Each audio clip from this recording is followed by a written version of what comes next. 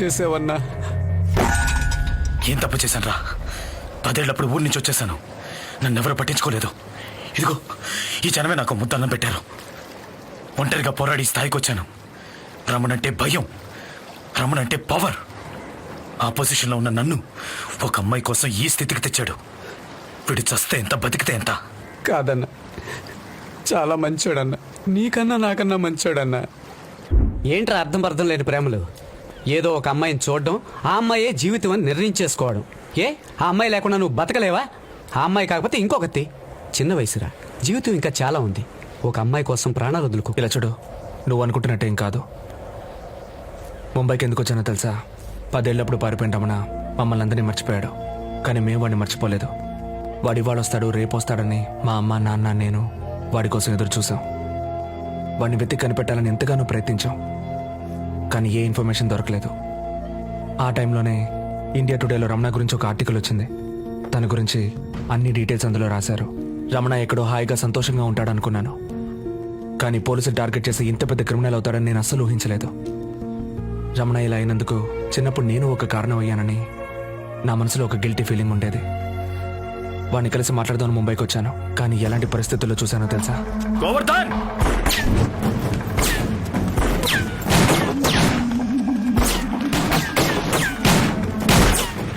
తనకి ఓ కుటుంబం ఉందని నచ్చ చెప్పి తనని మార్చి ఇంటికి తీసుకెళ్దాం అనుకున్నాను. కానీ వాడి మనసులో ప్రేమ అనే పదానికే చోట్లేదని నాకు బాగా అర్థమైంది. వాడి గురించి మొత్తం డీటెయిల్స్ కలెక్ట్ చేస్తున్నప్పుడు వాడిని మార్చగలిగేలా ఒక చిన్న నమ్మకం కలిగింది. ఊరికే తమాషకి చిన్నపిల్లడితో ఏంట్రా? మన స్కూల్లో దింపు. తన మనసులో ఇంకా కొంచెం ప్రేమ మిగులుందని నాకు అర్థమైంది. తన జీవితంలోనూ ఒక ప్రేమ, దానివల్ల కలిగిన బాధ, తన ప్రేమ గుర్తుగా మిగిలిన తన ప్రేయసి కొడుకుని పెంచి పెద్ద చేయాలనే బాధ్యత. ఇదంతా తెలుసుకొని నేను ప్లాన్ వేశాను. నీకు నిజం చెప్పనా, నేనెవ్వరిని లవ్ చేయలేదు.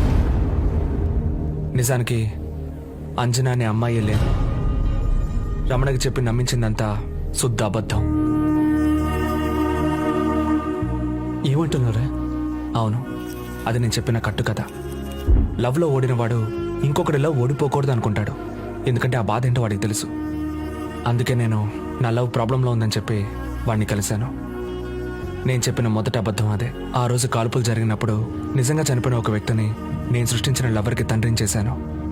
ఆ తండ్రి కోసం ఏడుస్తున్న ఆ పరిచయం లేని అమ్మాయిని నా లవ్వర్గా క్రియేట్ చేశాను. అంజనాని మొట్టమొదటి కలిసినప్పటి నుంచి తనతో గొడవ పడినంత వరకు చెప్పిన అన్ని విషయాలు రమణ ఫీల్ అయి మారే విధంగా అప్పటికప్పుడు కల్పించి నా కళ్ళ ముందున్న వాటన్నిటిని కలిపి నా కథకి యూజ్ చేసుకున్నాను. తను నా కోసమే పుట్టింది. తన పేరు అంజనా.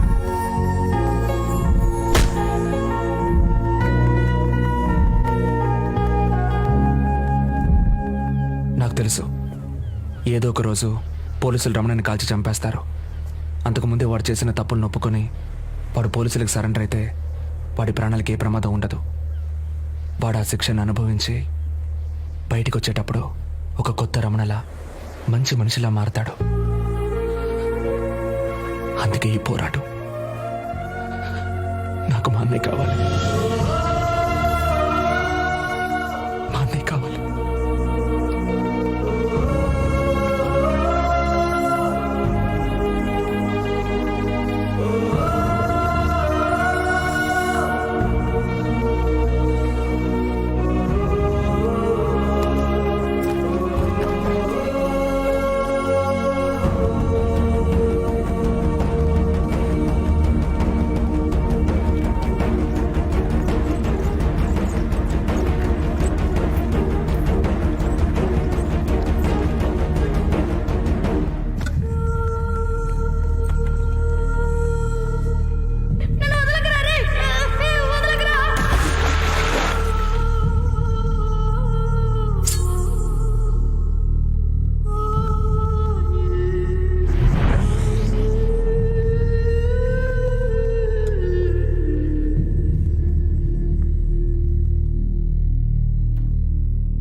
అన్నా,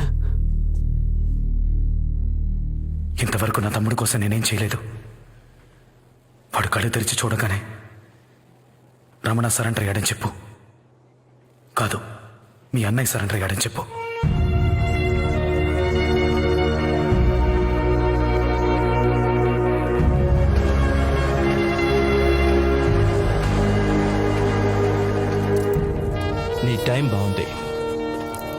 బతికిపోయావు. పో.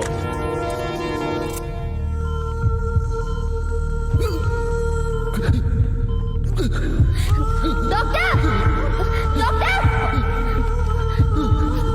ये तो बहुत सीरियस दिख रहा है चीफ डॉक्टर को बुलाओ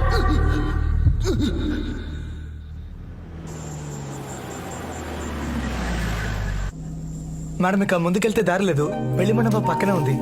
ఏయ్ సిక్సర్. సూపర్ సూపర్ ఏయ్, షాట్ ఎందుకే కొట్టావు? చలిగాలిగా ఉంది వాడికి జ్వరం గిరం వస్తే లోపలికి తీసుకెళ్ళండి ఏ మహాలక్ష్మి మా పెద్దాడికి నీకు పెళ్లి చేస్తానే నిజంగానే చెప్తున్నాను లెటర్ రాశాడు చూడు ఇదిగో గట్టిగా చదువు ప్రియమైన అమ్మకి మీ రమణ రాయునది. నేను మిమ్మల్ని చూడ్డానికి ఇంకా 27 రోజులు మాత్రమే మిగిలున్నాయి. మీ ముందు ఒక దోషిగా ఖైదీగా నిలబడ్డం నాకు అస్సలు ఇష్టం లేదు. అందుకే ఇన్ని సంవత్సరాలు మిమ్మల్ని ఎవరిని నన్ను చూడ్డానికి రావద్దని చెప్పి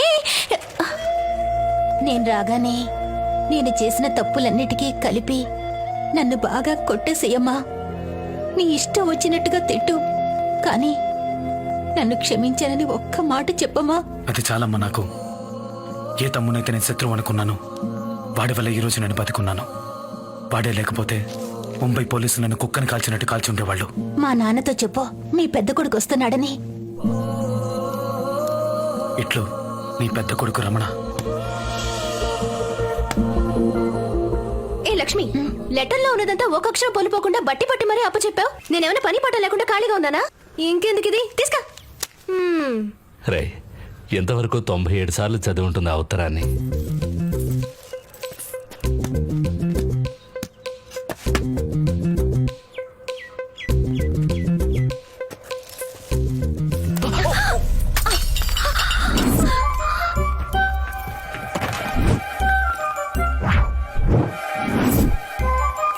ఓ sorry. Oh my God, a idiot, కళ్ళు కనిపించట్లా?